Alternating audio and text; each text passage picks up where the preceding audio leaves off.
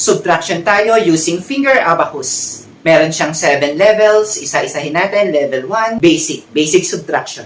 Pareho lang siya ng addition. 5. And then 1, 1, 1, 1. 50, 10, 10, 10, 10. Warm up. 1, 2, 3, 4, 5, 6, 7, 8, 9. Tandaan. Example tayo sa level 1, basic.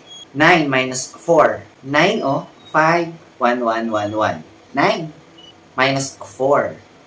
1, 2, 3, 4. 5. 9 minus 4, 5. And then 7 minus 3. 7 minus 3. 1, 2, 3.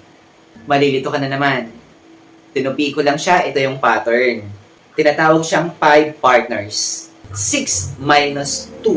Minus 2. Ito, 6 minus 2. Kung saulado yung pag-round ng fingers, 1, 2. Pero kung ang saulado ay 5 partners, kung ang ima-minus mo ay 2, close 5, open 3. Close 5, open 3. The answer is 4. And then sa level 2, subtraction with 5 partner.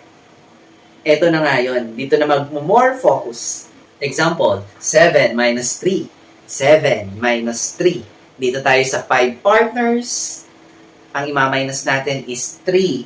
3.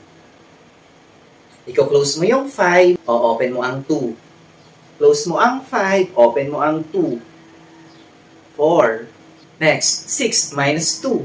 6 minus 2. Ang ibabawas sa 6 ay 2. Close mo yung 5, open mo ang 3.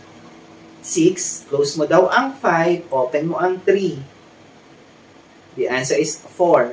Sa una lang yan malito. Pagtyagaan mo na, gaya ng pagtsatsaga mo sa kanya. Di yun. And then pag alam mo na yan, level 3, subtraction with